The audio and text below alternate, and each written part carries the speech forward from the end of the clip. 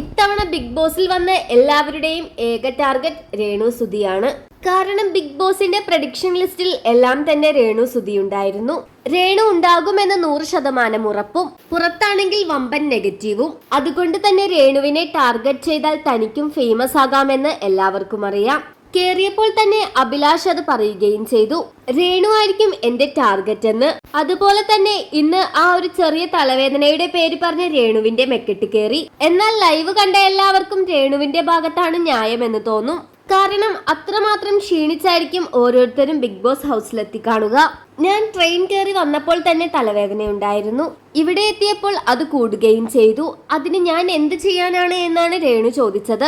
രേണുവിന്റെ കൂടെ തന്നെയാണ് ലൈവ് കണ്ട പ്രേക്ഷകരും നിൽക്കുന്നത്. അതുകൊണ്ട് തന്നെ ഇത്തവണ രാജാവിന് പകരം രാജ്ഞിയായിരിക്കുമെന്നും രേണു തന്നെയായിരിക്കും ബിഗ് ബോസിന്റെ കപ്പടിക്കുക എന്ന് പറഞ്ഞുകൊണ്ട് പല പോളുകളും പുറത്തു വരുന്നു. എല്ലാവരും ചേർന്ന് ഓരോ സ്ട്രാറ്റജി മെനഞ്ഞെടുത്ത് രേണുവിന് വൻ സപ്പോർട്ടാണ് ഇപ്പോൾ കൊടുത്തുകൊണ്ടിരിക്കുന്നത്. അതുപോലും മനസ്സിലാക്കാതെയാണ് ഇത്തവണത്തെ പല കണ്ടസ്റ്റൻസും മത്സരിക്കുന്നത് എന്ന് വേണം പറയാൻ.